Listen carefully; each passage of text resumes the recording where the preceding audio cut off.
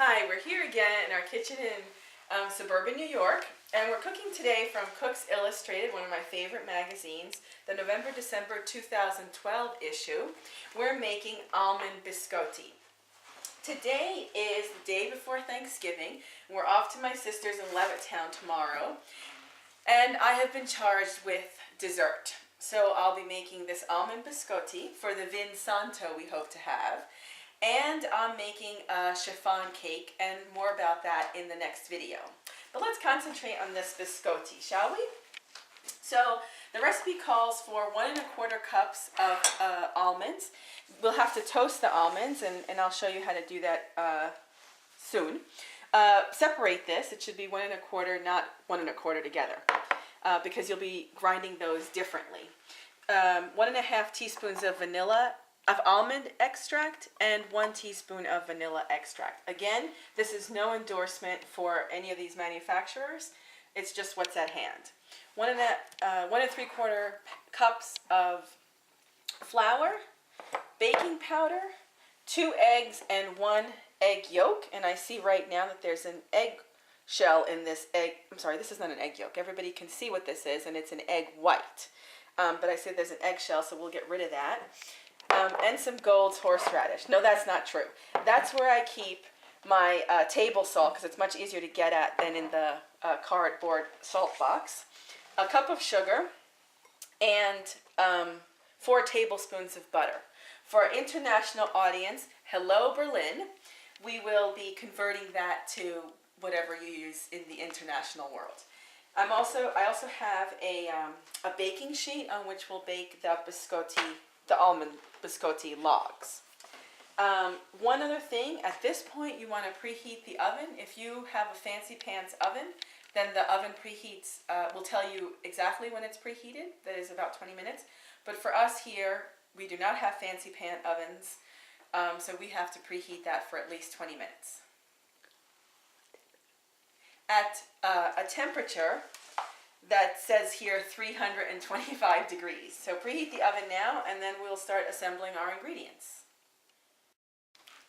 So we want to prep how we're going to be putting these almond logs that will later become biscotti on the baking sheet. So you're going to need some parchment paper, a pencil, you know what that looks like, and a ruler. This is not a ruler, but this is what we have on hand.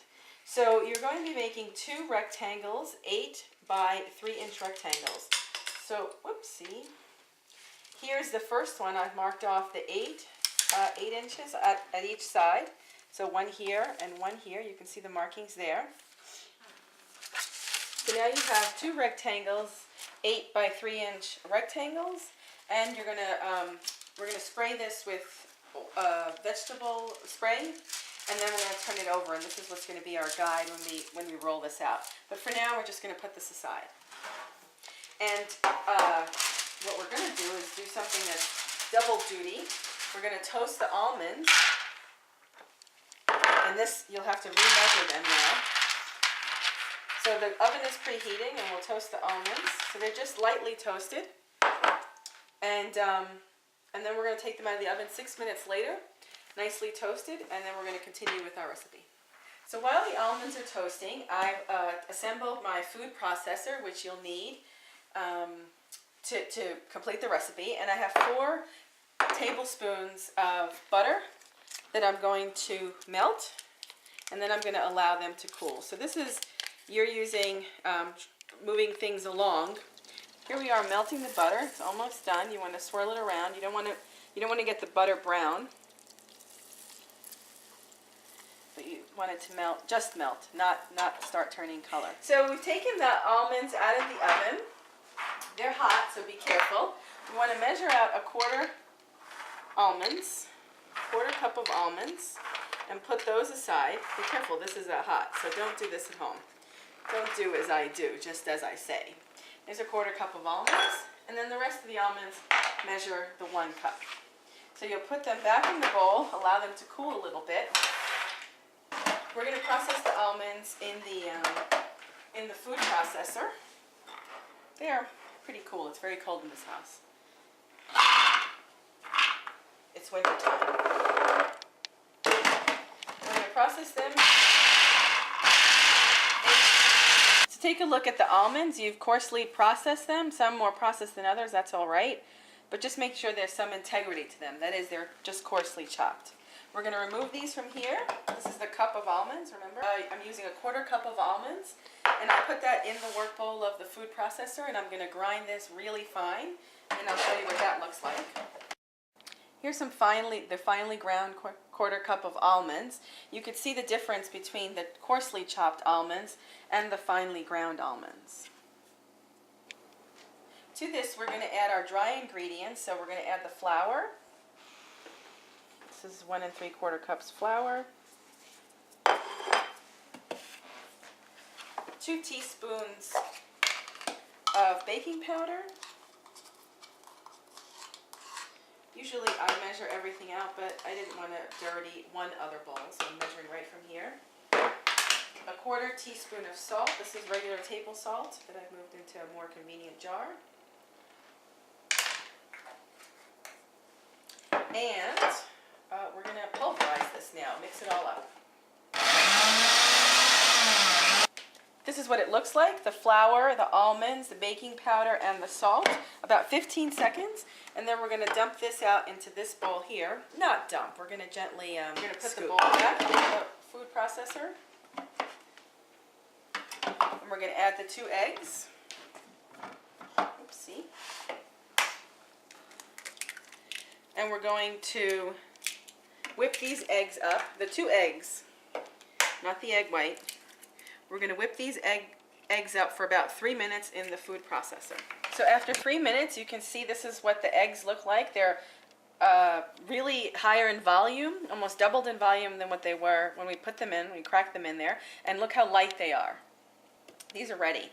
So to this, I'm going to add the 1 cup of sugar, but what I'm going to do is I'm going to turn this on and use the feed tube to add the sugar in a slow stream, and then continue to whip that up for another 15 seconds.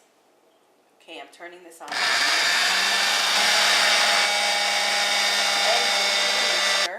We're going to add the melted butter that has already cooled.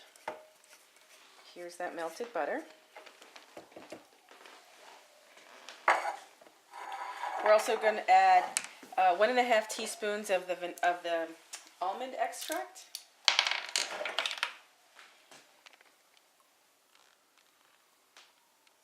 One and a half. This will really kick up the almond flavor. And 1/2 teaspoon of vanilla extract. Thanks. That was a little bit more than 1/2, so we're not going to add it all. And then we're going to whip this up again. Don't forget to put the feed tube back on. Actually, the feed tube is on. This is thin here. And then whip this up again. So everything's been added. All the ingredients have been added. We're going to add this now. We're going to transfer this to a bowl. We'll make sure you get everything out. Waste not, want not. And then we're sprinkling the flour mixture in here. 1/2 of the flour mixture. And in a folding motion, we're combining this. You want to not overbeat this. And you'll see that it takes a little bit for it to be incorporated. Always in a kind of folding motion, twirling the bowl until it's almost fully incorporated. Then we're going to add the rest of the flour mixture and the almonds, the 1 cup of almonds.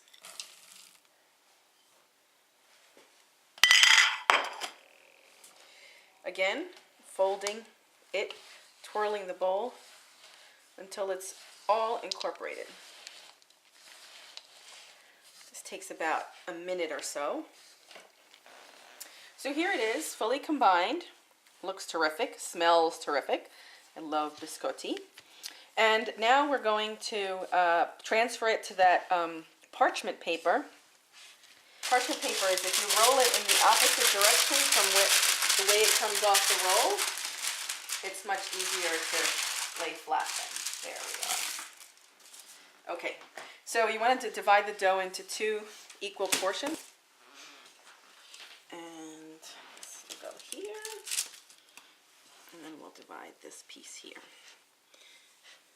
bottom here, there's some unincorporated bits, which I'm doing my best to incorporate.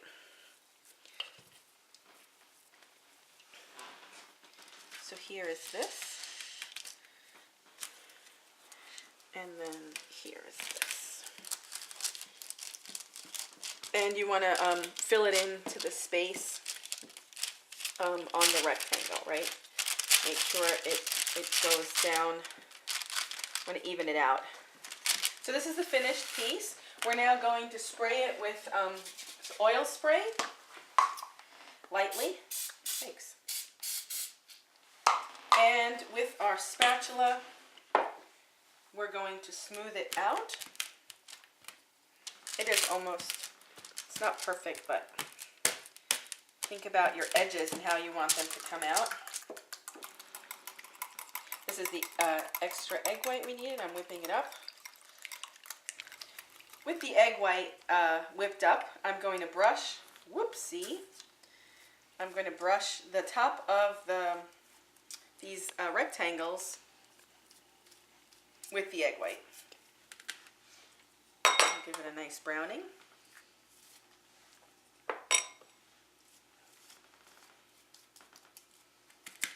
All done. Now we're going to pop it in the oven for at least 25 minutes. 325-degree oven for 25 minutes. Here's what they look like. A little golden on top from the egg wash. And then I'll show you what to do next. So the logs are cooled. It took 30 minutes to cool the logs. I'm taking a serrated knife and a cutting board, putting the logs on here. I keep calling them logs because they look like that to me, but they were the rectangles.